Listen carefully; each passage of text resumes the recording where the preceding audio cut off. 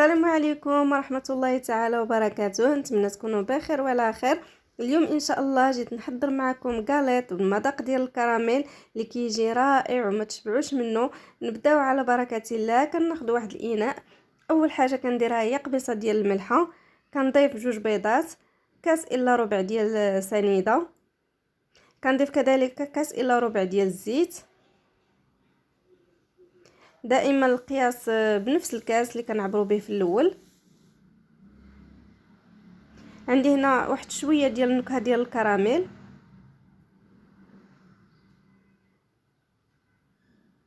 وكذلك عندي واحد الساشيه د فلون الكراميل.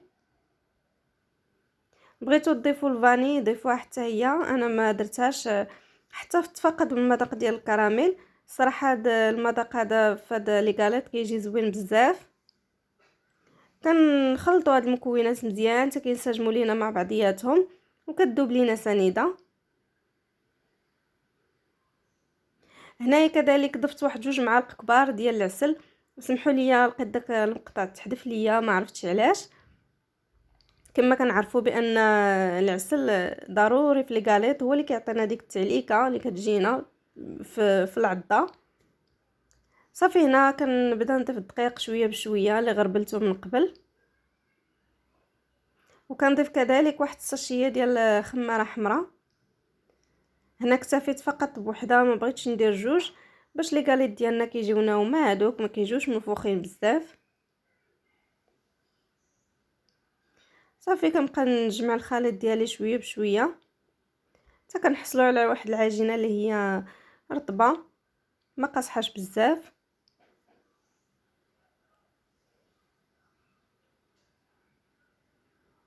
هاد الكاليط هذا راه دغيا كيوجد يعني بسرعه، توجدوا هكا القهوه ولا اتاي ديال العشيه، وكذلك توجدوا لوليداتكم للكوتي. صراحه راه كينفع بزاف وكيعجب حتى الوليدات.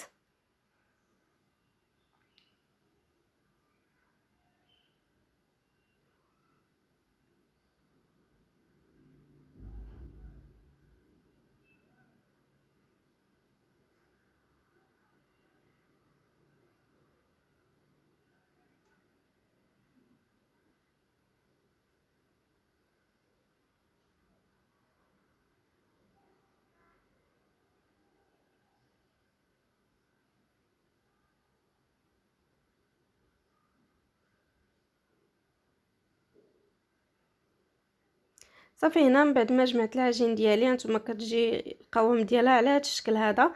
هانتوما رطبه، ما كنشفوهاش باش لي غاليط ديالنا كيجيونا هما هادوك. صافي هنا كنبدا نشكل كويرات ونحطهم في اللاطه اللي فرشتها بورق الطبخ. هنا كنبقاو نديروا الكره ونضغطوا عليها هكا بالكف ديالنا باش كيجيونا هما هادوك، ما كيجيوش هكا طالعين بزاف.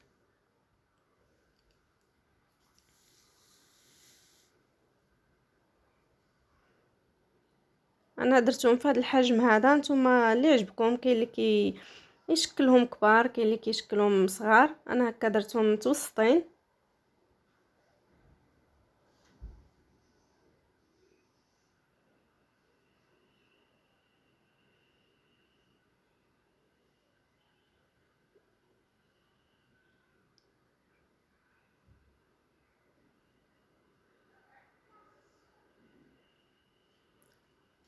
ضروري كندهنوا يدينا بواحد شويه ديال الزيت باش ما كتبقاش ديك العجينه تلصق لينا في اليد.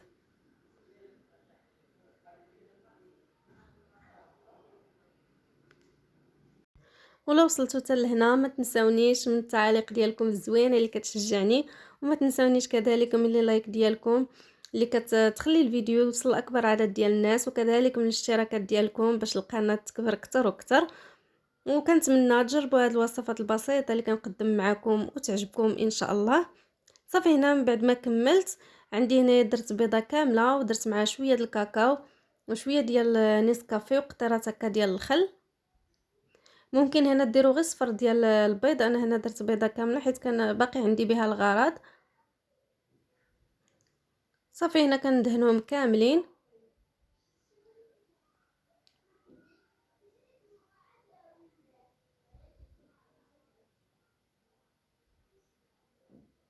فهاد اللحظة هادي راه الفران شعلته وخليته كيسخن باش منين ندخلوهم يكون الفران عندنا سخون مزيان.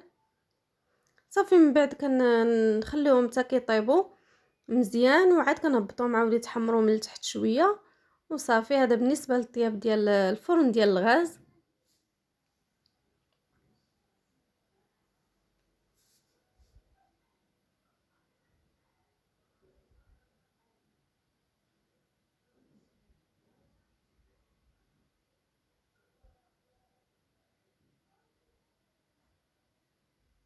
غير جربوا هاد لي غاليط هادو ووجدوهم مره هكا بالنكهه الكراميل، مره ديال الحامض، مره بالنكهه ديال العصير د البرتقال حتى هي كتجي زوينه بزاف. يعني بحال هادشي هذا كنحتاجوه للوليدات دابا مع الوقيته ديال المدرسه. كنبغيو بحال هاد الوصفات اللهم يديو شي حاجه هكا مصايبه في الدار ولا داك السقاطه هكا ديال الزنقه. صافي من بعد هنا كنزوقهم بالفرشيطه، يعني كل واحد كيزوقهم بالشكل اللي بغا.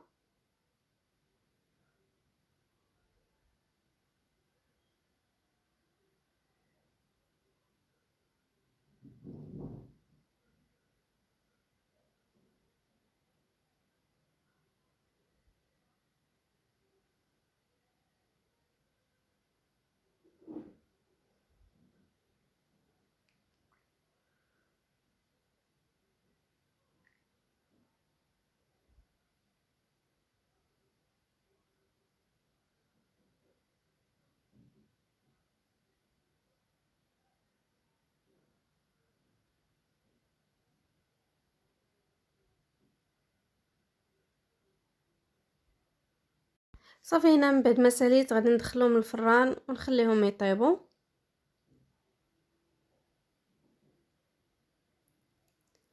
هنا من بعد ما طابوا وخرجتهم هانتوما شوفوا ما شاء الله اللوين ديالهم كي كيجي والريحه ديال الكراميل كي خارجه منهم، يا سلام صراحه كتجي زوينه بزاف.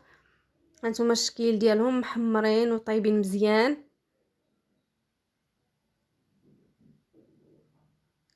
هنا غادي نقدمهم معكم هنا في طبق ديال التقديم.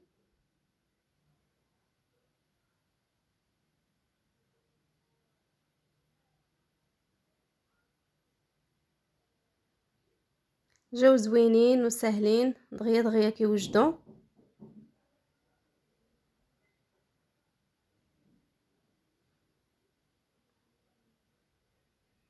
دغيا توجدوهم هكا للكوتي ولا توجدوهم للفطور.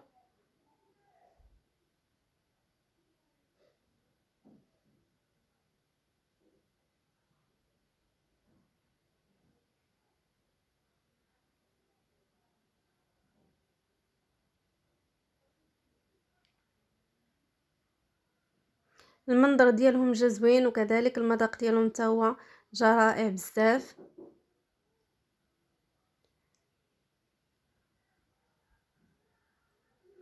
هانتوما غادي نقسم لكم هنا وحده، شوفوا الشكل ديالها من الداخل.